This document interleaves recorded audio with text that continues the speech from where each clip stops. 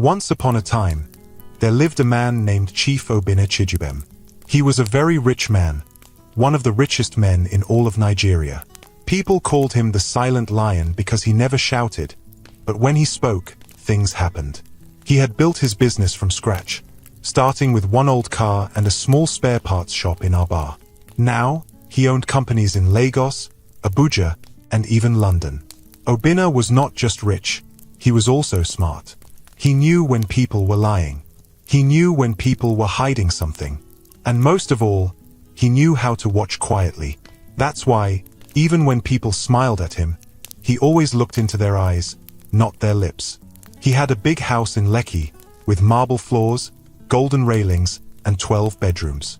But the house had no joy inside. His wife, Amarachi, used to love him. Now, she barely looked at him. His son, Ebuka, only spoke to him when he needed money. His two teenage daughters, Chisholm and Adaora, cared more about Instagram than they did about their father's health. Still, Obinna tried. He tried to laugh. He tried to ask how their day went. But every time he spoke, they acted like he was disturbing them. And today, on his 53rd birthday, he could feel something different in the air. It was heavy, cold, like the walls themselves were whispering behind his back. "Happy birthday, Daddy," Chisholm said as she came downstairs in a tight dress. She didn't hug him. She only looked at her phone. "Thanks, my dear," Obinna said, smiling with tired eyes. Adaora followed, chewing gum, and dropped a weak kiss on his cheek. Ebuka walked in wearing dark shades, even though they were indoors. "So, how does it feel to be closer to 60? Ebuka asked, laughing. Obinna chuckled.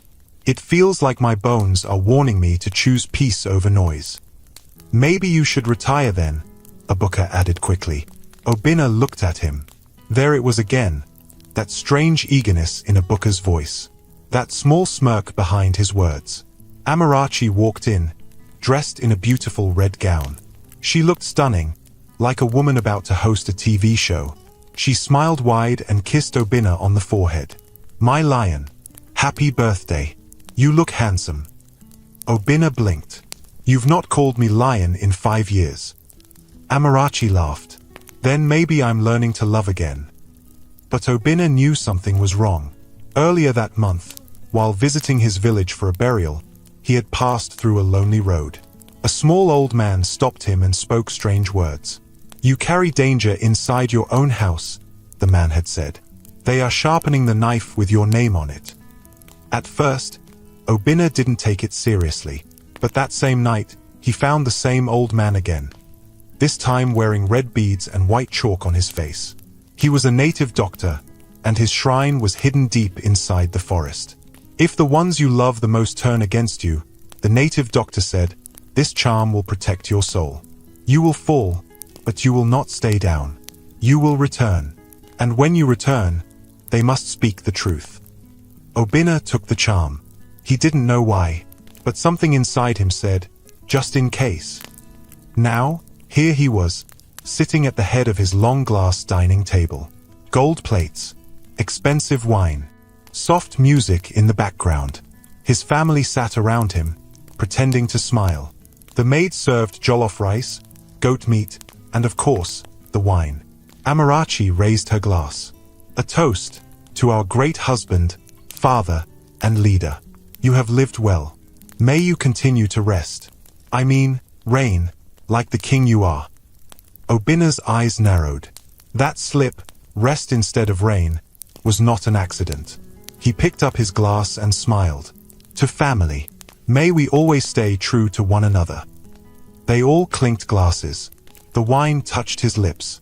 It was bitter, strange, but he didn't stop drinking. Ebuka laughed too loud. Chisholm and Adaora looked at him from the corners of their eyes. Then it happened. His throat began to burn. His chest tightened. His hands shook as he dropped the glass.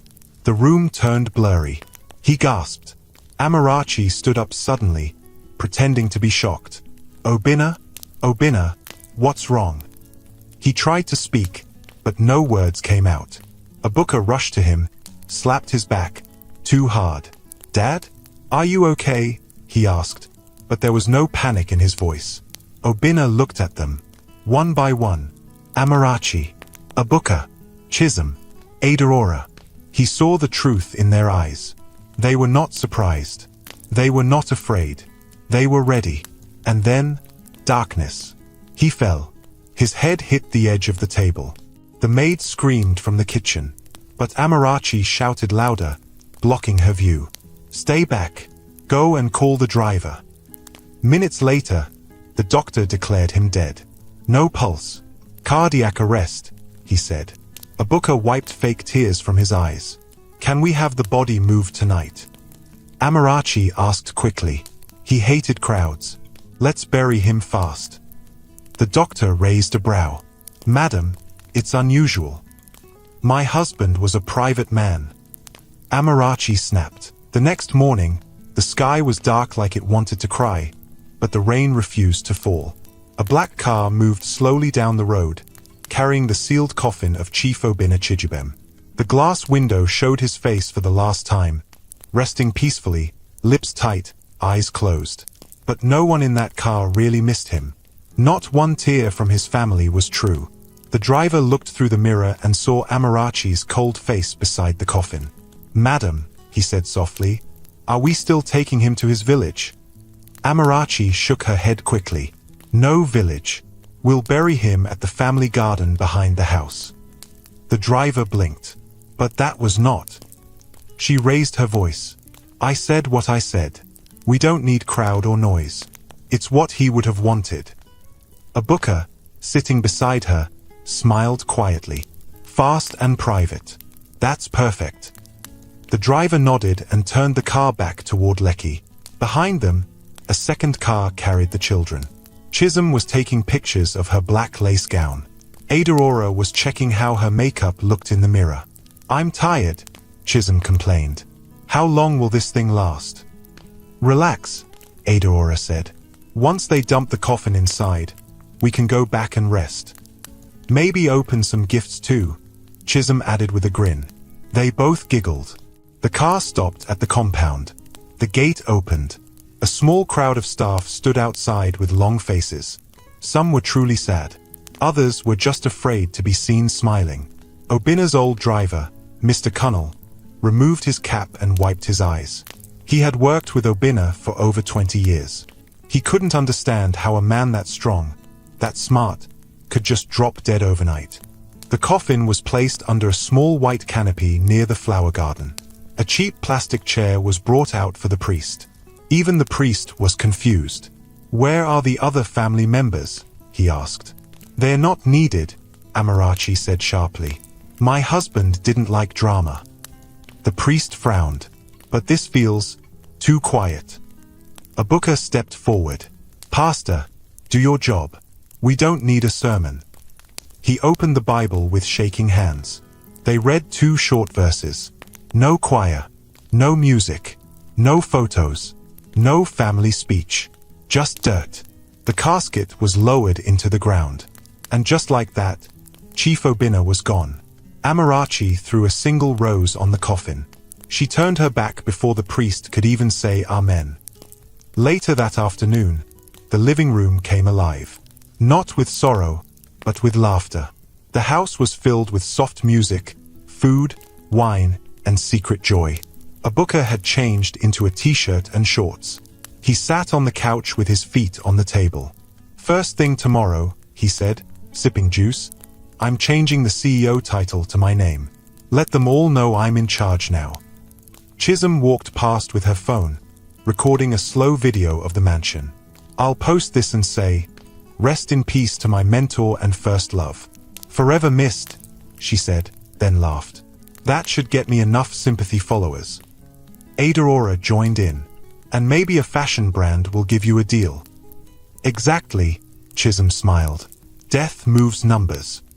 Amarachi was quiet, holding a wine glass, staring at the big photo of Obinna on the wall. It was the same one he had used on his 50th birthday banner. Smiling, strong, confident. Now, that same smile annoyed her. She stood up and walked over to the photo. Her voice dropped. "Even in death, You still want to lead everything." She turned away. That evening, they gathered in the study for the reading of the will. Obinna's lawyer, Mr. Dyke, sat across from them, opening a black folder. As instructed, Chief Obinna's last will and testament was sealed 5 months ago. No changes were made before his passing. Amarachi crossed her legs and sipped from her glass. "Please, get to the point," she said. Mr. Dyke adjusted his glasses. "To my beloved wife Amarachi, I leave the family estates, all household accounts, jewelry, and my overseas villa in Dubai." Amarachi smiled to herself. "Smart man." "To my son, Abuka, I leave full shares in Chijibem Holdings, along with the company headquarters, official cars, and my private club membership." Abuka punched the air softly. "Boss life." "To my daughters, Chisholm and Aurora, I leave 250 million Nigerian nairas each, locked in trust funds, and access to my Lagos and London penthouses." Chisholm clapped. "London, here I come." Finally, the lawyer said, "A confidential letter addressed to all family members will be delivered tomorrow morning. The letter must be read in private." Amarachi raised a brow. "A letter?" "Yes, Ma. Personal instructions from Chief Obinna. It is not for public ears." She waved her hand. "Fine. Just give us our money." By the next morning, money was no longer a problem. Abuka ordered a new G-Wagon. Chisholm went live on Instagram wearing a diamond necklace. Aurora shared a post titled, "If heaven had a phone, I would call my daddy." Thousands of likes. Thousands of fake tears. Amarachi didn't waste time either. She called her secret lover, Tony. "Baby," she said, "the old man is gone. The cage is open." Tony laughed on the phone. "So, can I move in now?" "Soon," she whispered. "Very soon." She looked around the mansion. She didn't feel sad. She didn't feel scared. Until that night. It started with a sound. A sharp bang. Like something had fallen in the hallway. The security man checked the CCTV. Nothing moved. But when he walked down the corridor, a single family photo had fallen from the wall. Only Obinna's face was cracked. He picked it up slowly and stared at it. Just then, the lights in the corridor flickered. The air felt cold. He dropped the photo and ran back to his post. In the kitchen, the cook was boiling water for tea. She looked up and screamed. There was a shadow in the hallway. A tall man. Silent. Still. She blinked. It disappeared. She dropped the pot and ran out of the house. The next morning, Chisholm came down wearing shorts and her favorite perfume. She stopped in front of the mirror near the staircase to check herself. But the mirror looked different. It was blurry. Then something strange happened. Obinna's reflection was standing behind her. Her heart stopped. She turned sharply. Nothing. No one was there. She looked back at the mirror. It was normal again. She ran upstairs. That night, Amarachi sat in the bedroom, reading the letter the lawyer had sent. Obinna's handwriting filled the page. "If you are reading this, it means I am gone. But remember, truth always finds its way back home. You can take the house, the money, and the power, but peace does not live with betrayal." She dropped the letter quickly. It was too calm, too knowing, almost like he knew something. She stood up and went to the kitchen. There, the maid was shaking. "What happened to you?" Amarachi asked. "I saw him," the maid whispered. "I saw Ogre." "Which Ogre?" "Chief Obinna. He passed through the hallway last night." Amarachi froze. "That's not possible." The maid's eyes were wide. He looked at me. His eyes were pale, like clouded water. Amarachi stepped back. "Leave," she said. "Take the rest of the week off." The maid didn't wait. She packed her bag and left that night. Abuka was in the home office when the lights suddenly went off. He shouted for the generator. But then his laptop came back on by itself. A video began playing on its own. It was footage from the night Obinna died, security camera footage. The video showed the dining table, the family sitting, the toast, and then Obinna slipping something into the wine bottle. Obinna jumped to his feet. What the hell is this?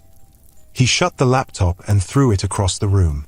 He was breathing fast, sweating. He didn't know who had that video. He didn't know how it came back. But something inside him whispered, he knows. That night, it rained for the first time since Obinna was buried. Thunder rolled across the sky. Lightning flashed above the mansion. In the servant quarters, the driver, Mr. Cunnell, heard heavy footsteps in the corridor outside. He stood up and opened the door. A tall figure walked past, soaking wet. It was Obinna, wearing the same clothes from his burial. Cunnell's mouth opened. Oh, Olga. The figure didn't turn, just kept walking toward the main house. Cunnell collapsed to the floor. Inside the main house, Amarachi sat in the living room alone, sipping wine. She had just told Tony not to come that night. Something was not right. She felt it in her bones. Then she heard it. The front door creaked. Her glass dropped to the floor. A shadow moved across the room. She slowly turned her head. And there he was. Obinna. Standing. Soaked. Silent. Alive. Her mouth opened but no words came out. He walked closer. Obinna, she whispered. He said nothing. Just stood there, looking at her. His pale eyes burned through her skin. You're dead, she whispered. Still nothing. He just smiled. A calm, knowing smile. She screamed. The scream echoed through the entire mansion. Amarachi's scream rang through the house like a siren. She clutched the edge of the chair, staring at the wet figure in front of her. Her chest moved fast. Her hands were shaking. She blinked once, twice, but the image didn't go away. Obinna stood there, soaked from the rain, eyes pale like misty glass, clothes stained with mud. But he was alive, right in front of her. Obinna, her voice cracked. He didn't answer. He just looked at her, calm, quiet, like he had all the time in the world. She tried to stand, but her knees buckled. He stepped closer. Please, she whispered, backing away. This is not real. Obinna kept walking toward her. She screamed again, louder this time, and fell to the floor. Obinna, she shouted. Chisholm, Adaora. No one answered. She looked back at him, but the spot was empty. He was gone. Only drops of water led from the door to the staircase. She crawled to her feet, breathing heavily. Her heart was pounding like a drum. Then she heard it, a door creaking open upstairs. She turned and ran out of the room like a mad woman. Upstairs, Obinna was fast asleep. His room was dark.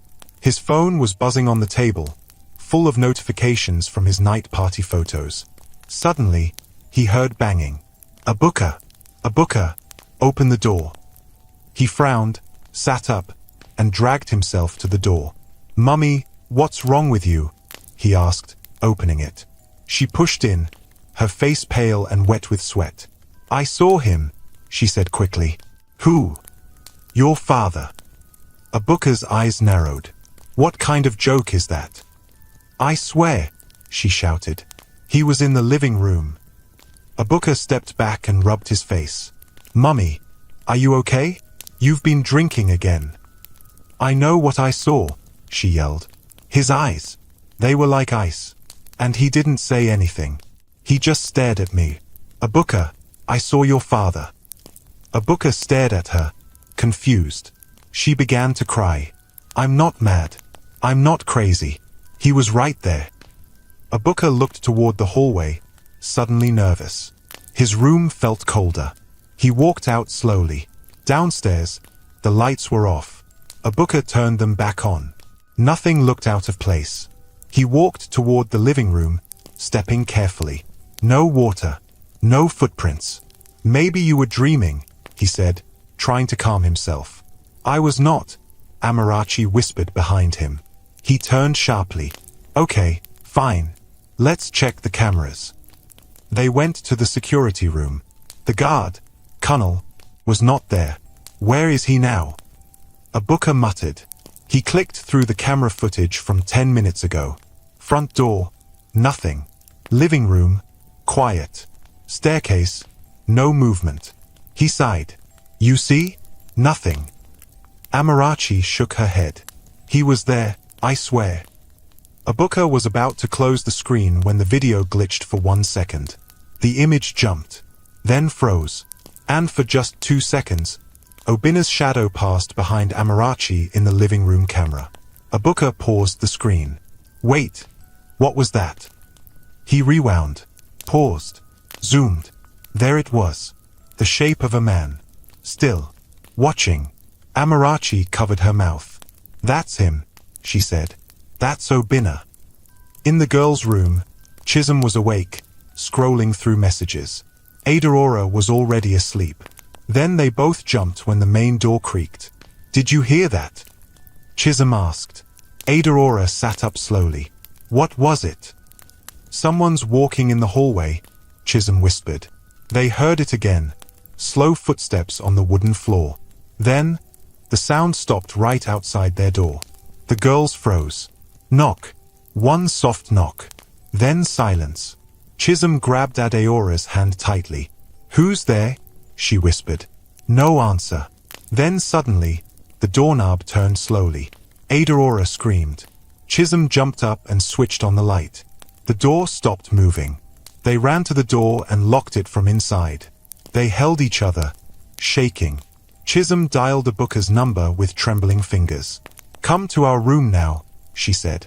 Someone is outside. Minutes later, Obinna ran into their room with Amarachi behind him. No one was there, he said. But the knob turned, Aurora cried. We both saw it. Obinna shut the door and looked at them seriously. Mum said she saw Dad. The girls gasped. That's not funny, Chisholm said. I'm not joking, he replied. We saw it in the camera. Silence. Amarachi sat on the edge of the bed. If his back, what does he want? Nobody answered. Aurora whispered, maybe he didn't die properly. Chisholm snapped, what are you talking about? The burial, she said slowly. We didn't bury him the right way. No prayers. No family rites. Nothing. Obinna shook his head. That has nothing to do with this. I don't care what anyone says. Dead people don't walk. Amarachi looked at all of them. Whether you believe it or not, she said, I know what I saw. They all sat in silence, staring at the locked door. Morning came, but it didn't feel normal. The sun was out, but the house felt darker than usual. The maids refused to come back. The driver, Kunnel, had quit without warning. Obinna called the security company and asked for fresh guards. Meanwhile, Amarachi locked herself in the room, refusing to talk to anyone. She was looking through old albums, searching for answers. Every photo of Obinna she touched made her shiver. Downstairs, the main door opened slowly. Chisholm came out of her room and screamed. Standing in the hallway, fully dry now, dressed in simple white clothes, was Obinna. Alive, clean, and calm. Hello, he said quietly. She froze, her eyes wide. She tried to run, but her legs wouldn't move. He took a step closer. You don't need to be afraid, he said gently. Her voice came out like a whisper. How are you here? He smiled. Shouldn't I be asking you that? In less than a minute, the whole family had gathered in the sitting room. Obinna sat on one end of the couch, calm like he never left. The rest stood across from him, too scared to sit.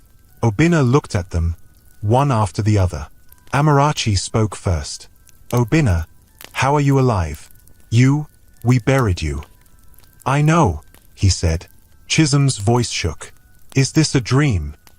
No, he said. You're all awake, and I'm right here. Obinna stepped forward. If this is some trick. Obinna raised a hand. I'm not here to fight. Aurora began to cry quietly. Obinna's eyes softened when he looked at her. You were always the quiet one. She covered her face. Chisholm shouted, You're supposed to be dead. I was, he said. They all went quiet. Obinna leaned forward. I saw everything. Every single thing. even after I closed my eyes. Amarachi backed up slowly. Obinna, listen. He held up a finger. No, you listen. The air in the room changed. It became cold again. Obinna's voice was calm. Too calm. You buried me like trash. You celebrated my death. You touched what was not yours. You laughed while I was in the ground. Chisholm dropped to the floor. Adaora held her mother tightly. Abuka's face turned red. You don't know what you're talking about. Obinna looked at him. You were always weak, hiding behind noise. Do you want me to show you the video from the dining table? Abuka's mouth froze. Obinna turned to Amarachi. You wore red the night I died, just like you did when we first met. Do you remember what you whispered before I fell? She shook her head quickly. Please, stop. You said, may you rest. But I didn't rest. I heard it all. Amarachi dropped to her knees. Obinna, I was scared. I thought you were going to change the will.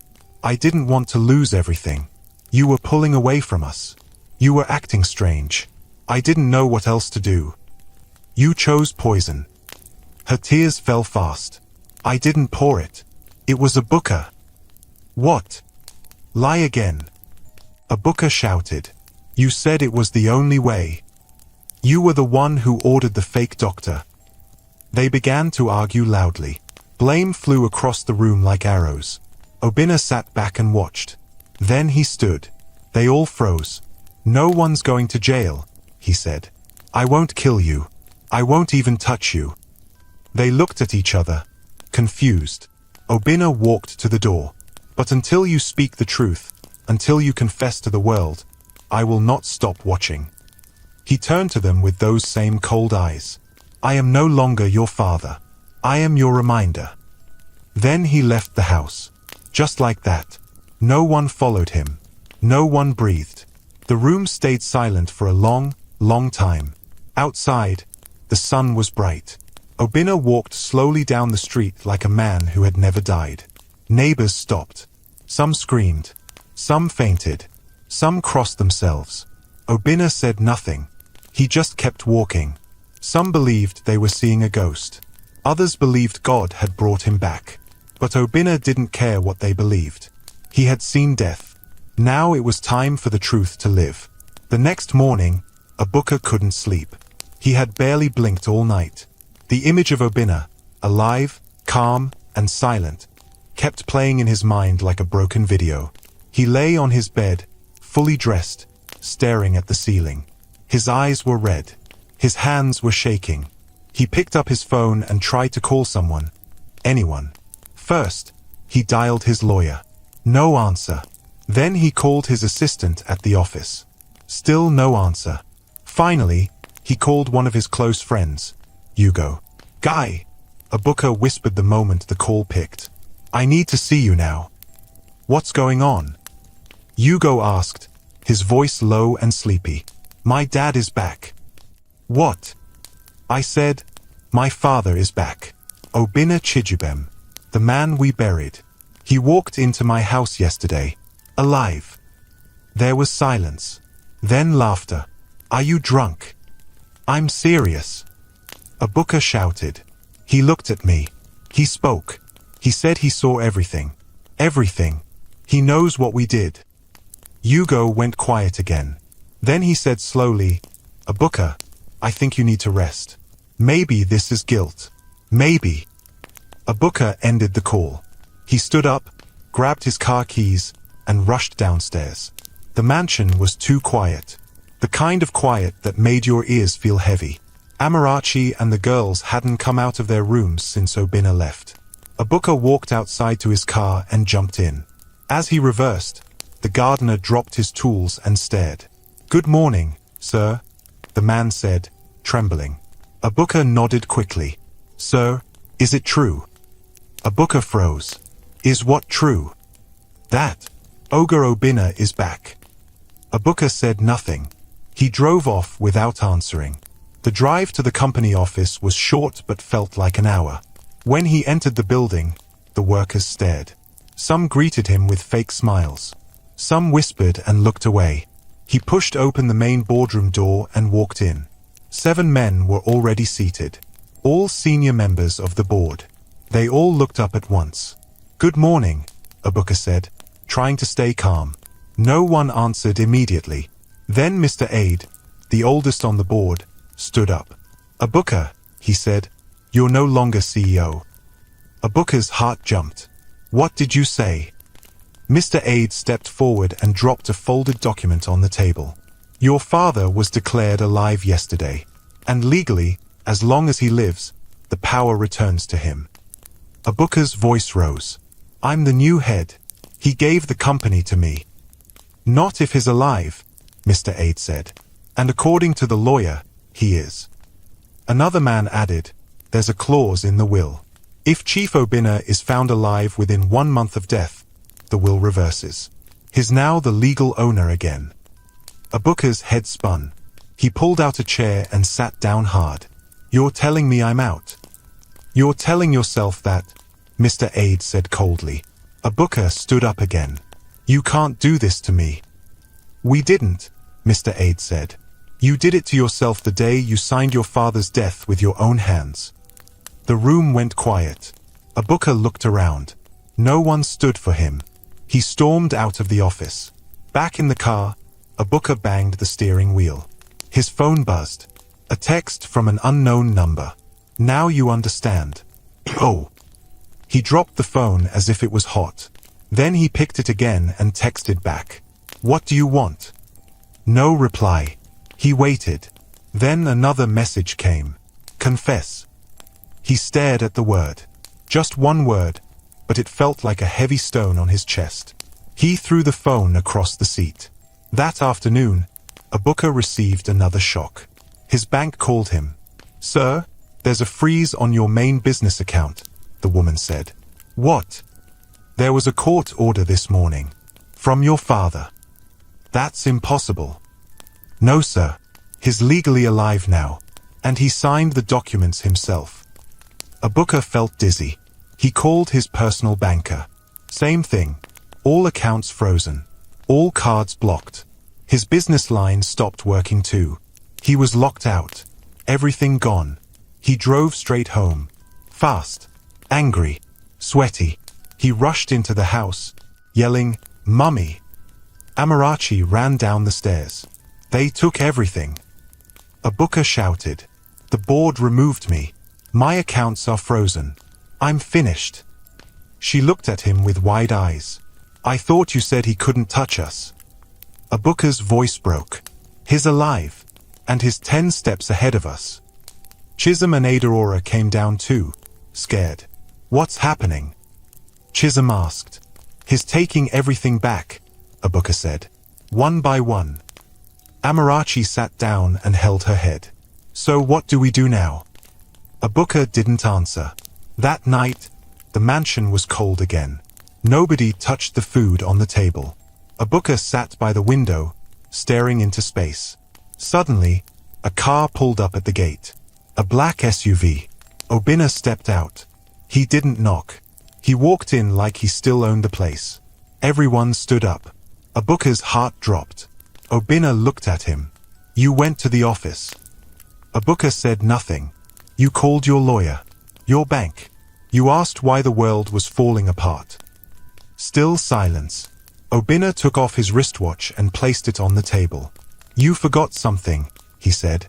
"You forgot that power is not given. It is taken and returned." Obinna shouted, "What do you want from me?" Obinna turned slowly. "I already told you. I want the truth." Chisholm whispered, "You want us to go to jail?" "No," Obinna said. "I want you to go to the world. Say what you did. Let the world decide what you deserve." Amarachi stood up. "Obinna, please. He's still your son." Obinna looked at her. He was. Until he chose money over blood. Obinna stepped forward. "I made a mistake," he said. "We all did. But you were never there for us. You kept everything to yourself. You made us feel useless."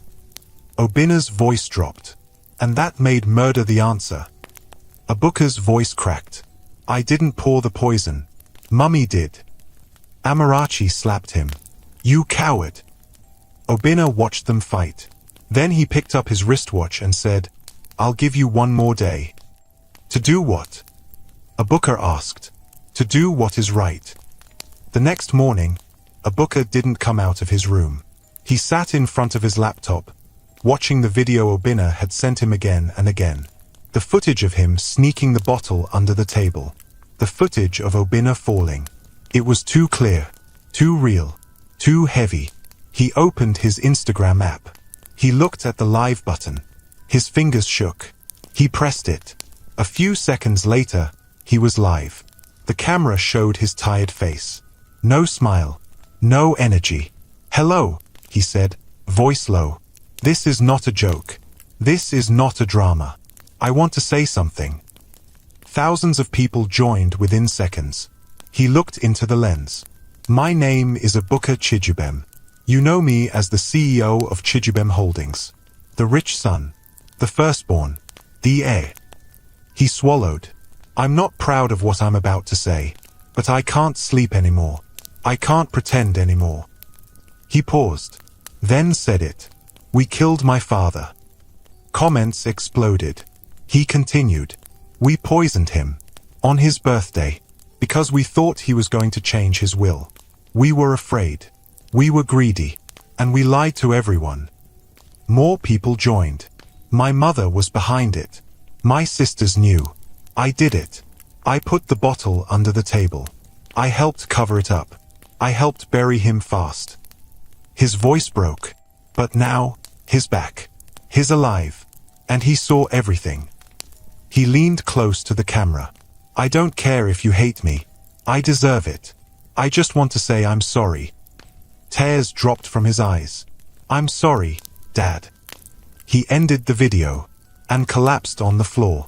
Obinna watched the video from a small room far away. He closed his phone, stood up, and looked into the mirror. 1 down. 3 more to go. The video of Obinna's confession broke the internet. Within minutes, his face was on every blog, every news station, every gossip page. People reposted it with captions like "Billionaire's son admits to killing father" and "Obinna Chijubem confesses live." In the mansion, Chisholm screamed. She threw her phone at the wall, breathing fast, hands shaking. "What is wrong with that boy?" She paced the room in her designer heels, sweating under her silk robe. Amarachi ran into the room. "Did you see it?" Chisholm pointed at the broken phone. "He's mad. He confessed to everything. Now the whole world is dragging us." Amarachi looked pale. She sat down, holding her chest. "He's weak," she said.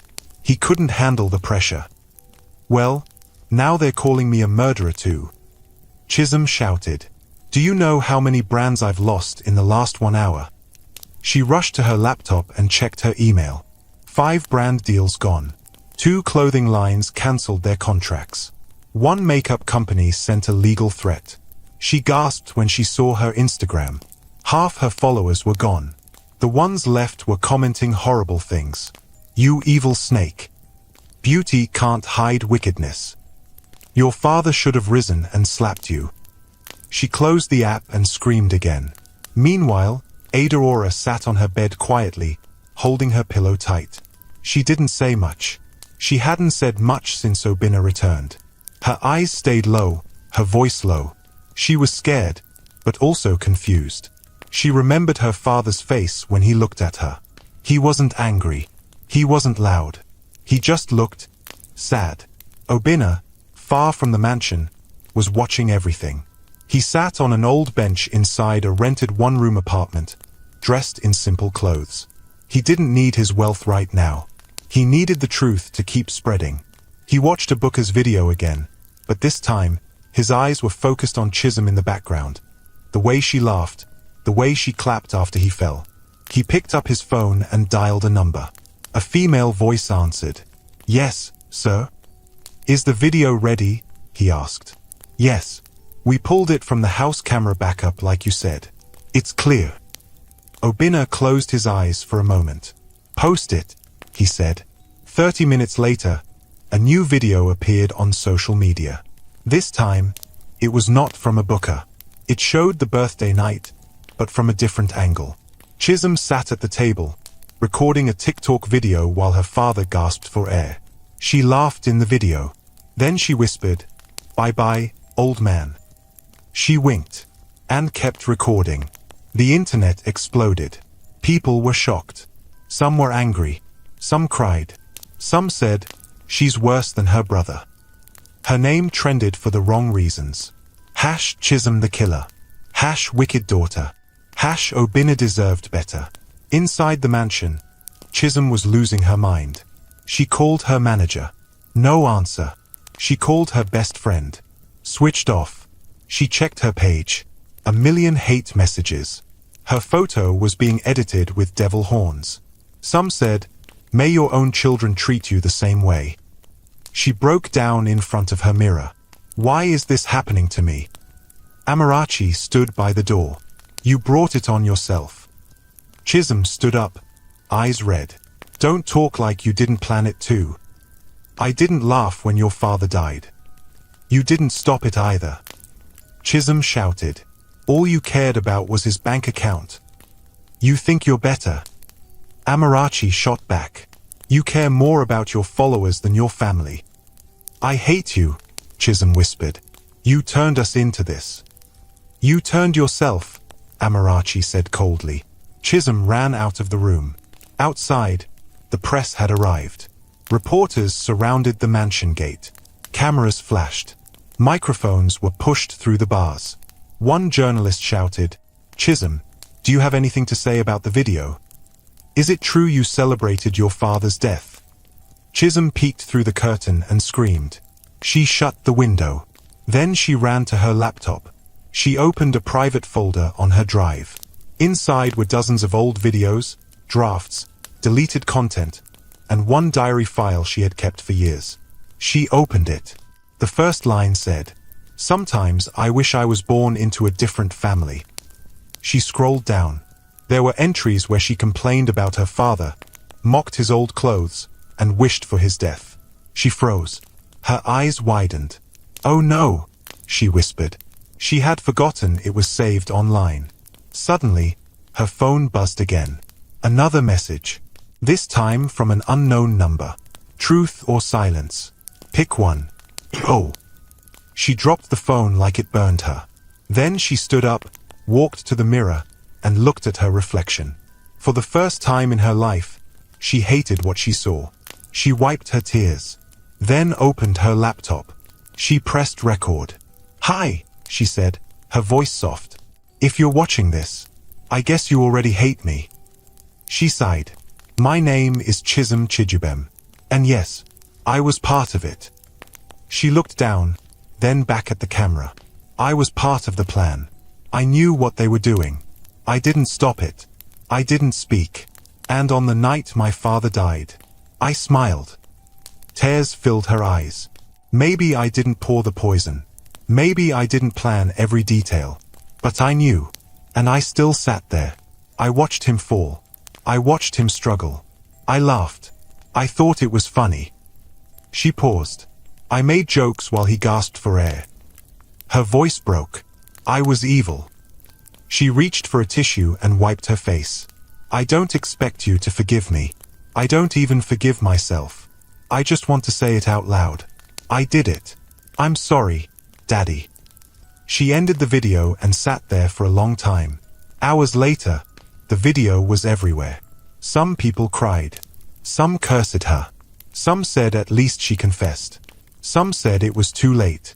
Obinna watched the full clip with his hand on his chest. He didn't smile. He didn't cry. He simply nodded. 2 down. 2 more left. Later that evening, Obinna called an old friend. "Hello?" the voice said.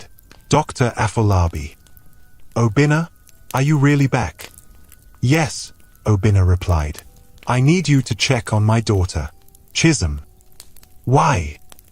"She's cracking. I don't want her to hurt herself." Dr. Afolabi paused. "I'll go now." Obinna ended the call. He looked out the window. The sky was turning orange. He picked up a small photo frame. It was an old picture of Chisholm, age 5, wearing her school uniform and smiling with missing teeth. He closed his eyes. "I still love you," he whispered. Then he placed the photo face down. At the mansion, Dr. Afolabi arrived and was let in. He found Chisholm lying on the floor of her room. Her makeup was smeared, her eyes swollen. She hadn't eaten. He helped her sit up. "What are you doing to yourself, Chisholm?" he asked gently. She didn't answer. He gave her water and sat beside her. "Do you know your father sent me here?" She looked up slowly. He did." "Yes," the doctor said. "He's worried about you." She burst into tears. "Why? I hurt him. Why would he care?" "Because he's your father," he said. "And no matter what, he still sees you as his daughter." She covered her face.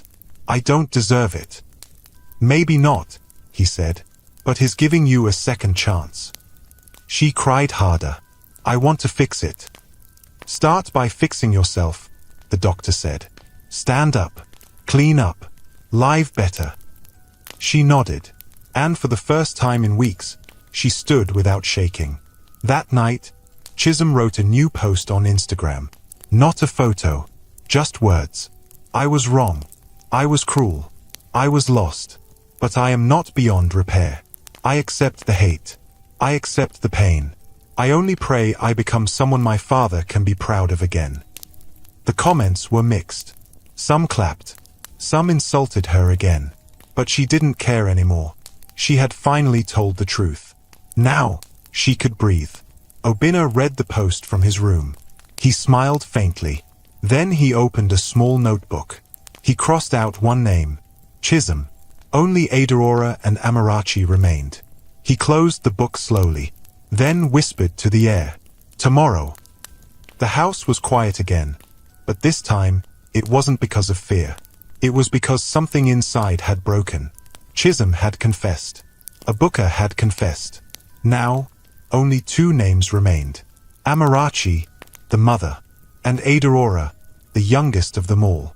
She had been watching everything. Every tear, every scream, every lie, every truth. But inside her, something was heavy. Something she didn't know how to carry. It wasn't because she hated her father. She didn't. She loved him. That was the problem. She had loved him, and still stayed quiet the night they killed him. Adaora sat on her bed, hugging a small brown teddy bear. It was old and torn at the side, but she still kept it. Her father gave it to her when she turned 10. "You'll always be my baby," he had said that day. Now she stared at the wall, her eyes blank. The air in the room felt tight, like it didn't want her to breathe. Someone knocked on the door. She didn't answer. The knock came again, soft and gentle. "Adaora," the voice called. It was her mother. She wiped her eyes. "Yes. Come downstairs. Dinner is ready." "I'm not hungry." "You've not eaten all day." "I'm fine," Adaora said. But she wasn't fine. She hadn't been fine since the moment her father walked back into their lives. When she closed her eyes, she saw it again, Obinna falling to the ground. His fingers twitching, his mouth open, his eyes wide. She had looked at him, then looked away. She didn't scream. She didn't stop it. She just sat there, frozen. A part of her wanted to cry out, but another part whispered, "Stay quiet. It's already done." And now, she didn't know who she was anymore. The next morning, Adaora stepped outside for the first time in days. The garden was quiet. The trees didn't move. The air smelled like old rain. She walked slowly toward the back of the compound, where her father used to sit under the mango tree every Saturday morning. As she got closer, she stopped. Someone was sitting there. Obinna. He wasn't wearing his usual clothes. Just a simple white shirt and black trousers. He looked up and saw her. He smiled softly. "Adaora." She froze. She thought of running, but something in his eyes held her still. He tapped the bench beside him. "Come." She walked slowly and sat down beside him. Her hands were shaking. Obinna didn't look at her. He just looked straight ahead. They sat in silence for a while. The wind blew softly. A bird chirped in the distance. Then he spoke. I used to come here to rest my mind. You remember? She nodded slowly. He smiled again. Your mother hated it. She said the tree gave her allergies. Adaora didn't laugh. Obinna looked down. I miss the days you used to run to me after school, screaming, Daddy, Daddy, look at my test score. She closed her eyes tightly. You always had the cleanest handwriting, he said. Even your teachers said it.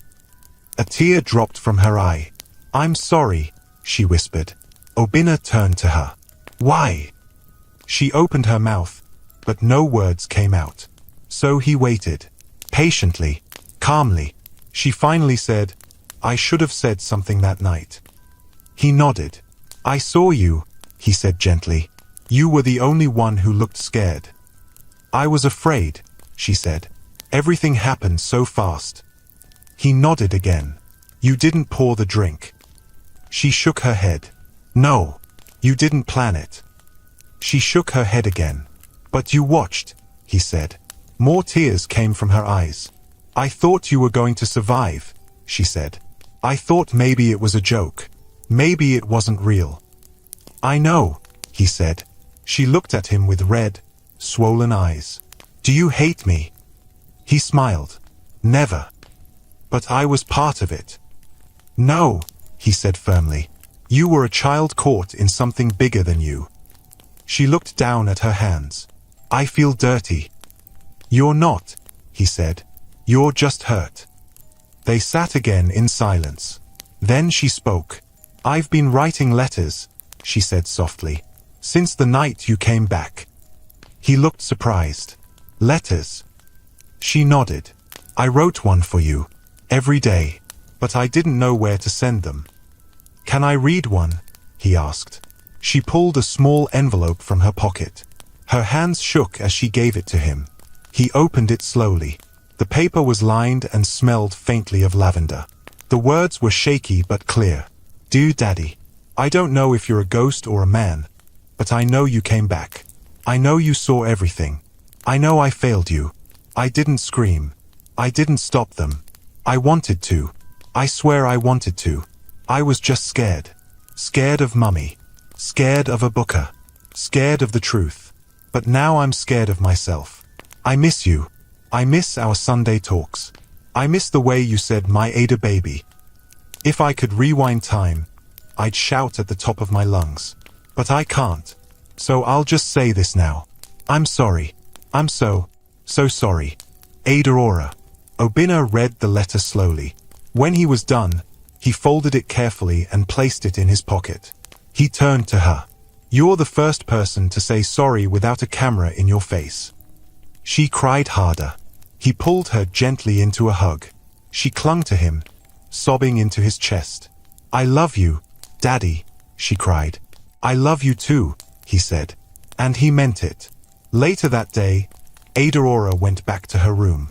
She opened her drawer and brought out a clean sheet of paper. She sat at her desk. She picked up her pen and wrote the words. This is the truth. Then she wrote her full confession. Every detail, every moment, every fear. She folded the letter, sealed it in an envelope, and wrote on the front, to the people of Nigeria.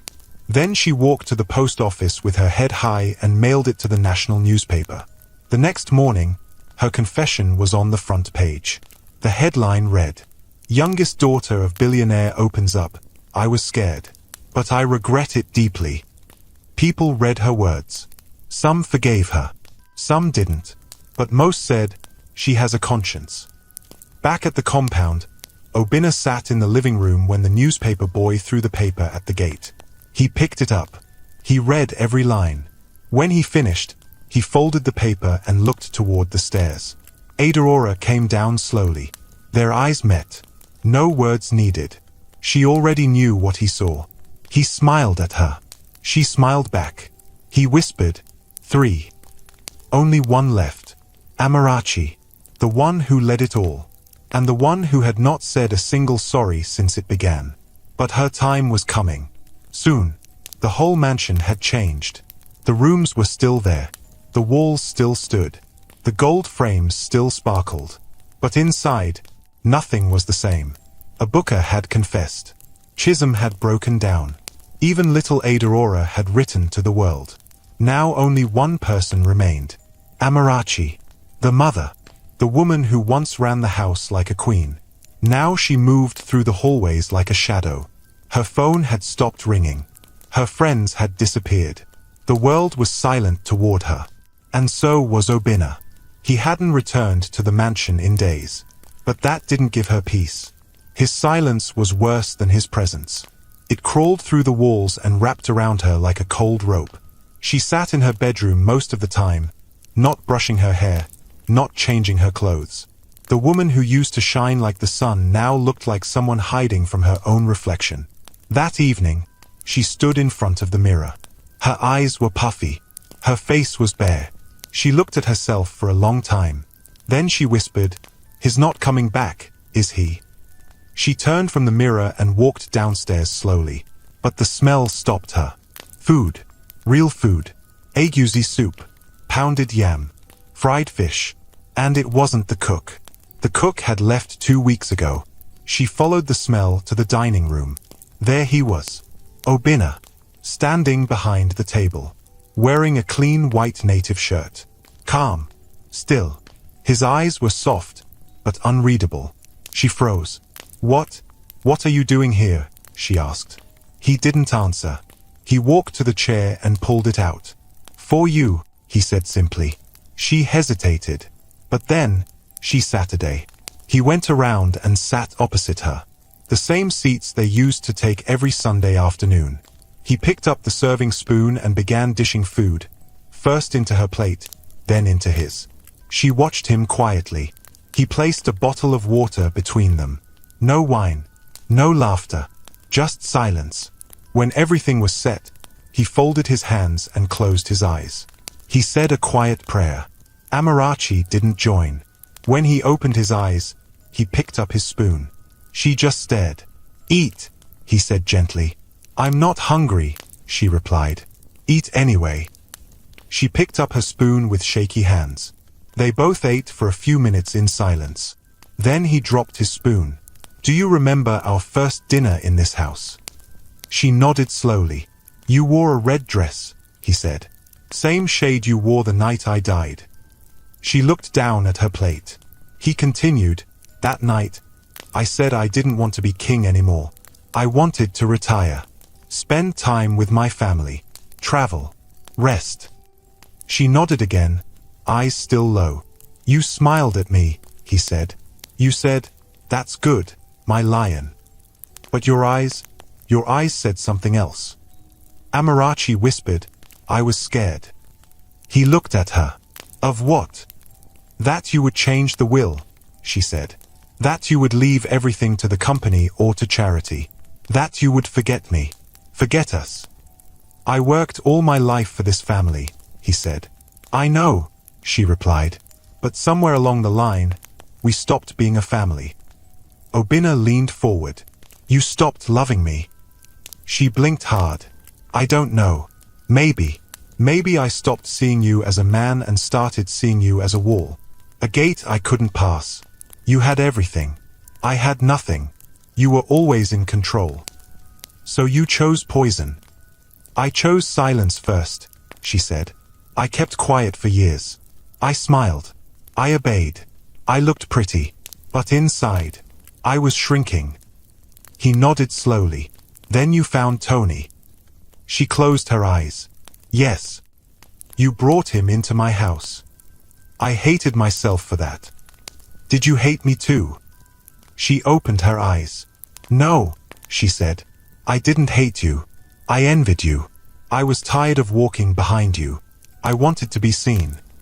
"You were always seen," he said softly. "Not by you," she snapped. "You saw your business. You saw your bank alerts. You saw your board meetings. But you didn't see me." He was quiet for a moment. Then he said, "So you killed me." Tears spilled from her eyes. "I told them it would be quick," she said. "I said he wouldn't suffer. I told myself you were already gone." "But I wasn't," he said. "I know," she cried. I know now. They sat in silence. She wept quietly. I buried you like a stranger, she said. No music, no prayers, just a box and a shovel. He nodded.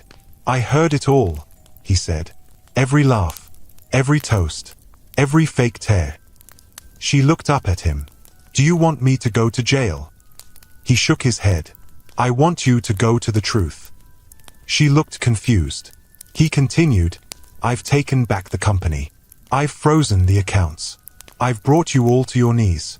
But that's not the justice I need. Then what? She asked. I need to hear it. She frowned. Hear what? The words, he said. Not for me. For yourself.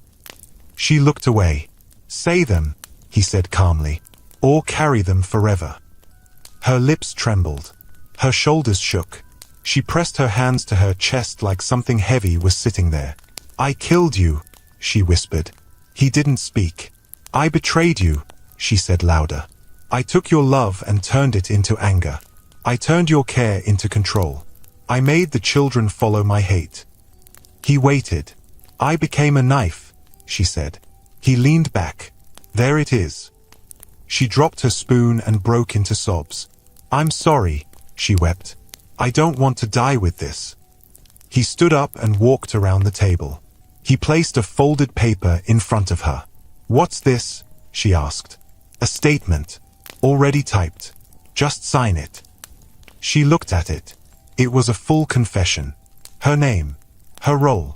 Her reasons. I'll send it to the media tomorrow, he said. Whether your signature is on it or not. She looked up at him. What happens if I don't sign? You live in a house where every picture hates you, he said. You wake up to silence. You eat with guilt. And every time someone knocks, you wonder if it's me again. She looked at the paper. She picked up the pen. Her hand hovered over the line. Then she signed. When she looked up, Obinna was already walking toward the door. Obinna, she called. He stopped. Do you still love me? He turned his head halfway. I used to. And then he walked out. Amarachi fell to the floor, crying into her hands. The paper sat on the table, ink still wet. Outside, the stars were out. Obinna stepped into the cool air. He took one deep breath, then walked away from the house, and never looked back. The morning came slowly. The sky looked softer than usual. The wind blew gently across the streets. Lagos didn't wake up with noise that day. It woke up with whispers. The news was everywhere. Amarachi Chijubem confesses, I helped kill my husband. The front pages carried her photo. No makeup, no smile, just a tired, broken woman with swollen eyes. TV stations played her recorded confession over and over. Her voice was low but clear. Her words were like a cut on clean glass. I was angry. I was bitter. I let darkness grow in me. I lied. I manipulated. I watched my husband die and said nothing. I planned it. I supported it. I signed my soul away. People watched from restaurants, buses, and barbershops. Some shook their heads. Some cried. Some were quiet for a long time. But the truth had finally come out. The whole truth. Inside the Chijubem mansion, there was no movement. The maids were gone. The driver had left. The gate man had packed his bags. Amarachi sat alone on the same dining table where Obinna had served her the last meal. Her head was down. Her body didn't move. She hadn't slept all night. She had sent the confession letter to the media herself. She had pressed send with her own hand. Now, there was nothing more to do. The children had all left the house. Abuka had moved into a small apartment in Ikeja, far from the city's eyes. Chisholm had deleted her social media and started therapy in a quiet town. Adaora was staying with her uncle in Abuja, away from everything. And Obinna? No one knew where he was. He had walked out of the mansion 2 nights ago and vanished into the world like smoke. But Obinna wasn't running. He was resting. He had rented a simple 1-bedroom flat near the edge of the city. The windows opened to a small patch of trees. Birds came in the morning. Dogs barked in the distance. and peace filled the room like fresh air. He didn't wear suits anymore. He wore soft shirts, simple slippers, and a wristwatch that didn't tick anymore. He didn't check his bank app. He didn't return calls. He just Saturday. He would wake up, sit by the window, drink pap and a cara, and read the newspaper slowly like it was poetry. On that morning, he picked up the newspaper and saw Amarachi's face on the cover. He didn't flinch. He didn't cry. He just nodded. He folded the paper neatly and placed it beside him. Then he stood up and stretched. A knock came at the door. It was the landlord. "Good morning, sir," the old man said. "You have a visitor." Obinna frowned. "Who?" "I don't know," the landlord said. "But she looks like peace." Obinna walked to the door. Standing outside was Adorora, wearing a simple gown and sandals, holding a small flask in one hand and an envelope in the other. He smiled. She smiled back. "I brought food," she said, "and a letter." He let her in. Inside, they sat on the wooden bench by the window. She opened the flask. "Rice and stew, just like he liked it. I cooked it myself," she said. He took a bite. "Delicious," he said. She smiled again. Then she gave him the envelope. He opened it slowly. It was a handwritten letter, carefully written. No mistakes. "Daddy, this is my final letter. Not because I'm finished talking to you, but because I've said all the hard things already. Now I want to say the soft things. Thank you for not shouting at me. Thank you for hugging me instead of judging me. Thank you for walking away instead of getting revenge. Thank you for giving us a chance to speak the truth ourselves. Even when we didn't deserve it. We failed you, but you came back. Not to punish, but to remind us who we used to be. I don't know what the world thinks of you now, but to me, you are still Daddy. You always will be. Come back when you're ready. Love, Adorora." Obinna folded the letter carefully and placed it beside his heart. "Thank you," he whispered. Adorora stood. "I'll see you again." He nodded. She walked out of the house with peace in her steps. Days passed. Then weeks. Then one day, the gate of the Chijibem mansion opened again. But not for a car. For a man. Obinna. He walked in slowly, alone, holding a bag with just one thing inside, his wedding ring. He walked to the living room. Amarachi was sitting on the same couch. She didn't stand. She didn't speak. She just looked at him. He dropped the bag on the table. Then sat across from her. "I'm not here to stay," he said. "Just to say goodbye properly." She nodded. "Did you read the papers?" she asked. He nodded. "Did you watch the video?" He shook his head. "I didn't need to." She swallowed hard. "I still wear my ring." He looked at her hand. It was true.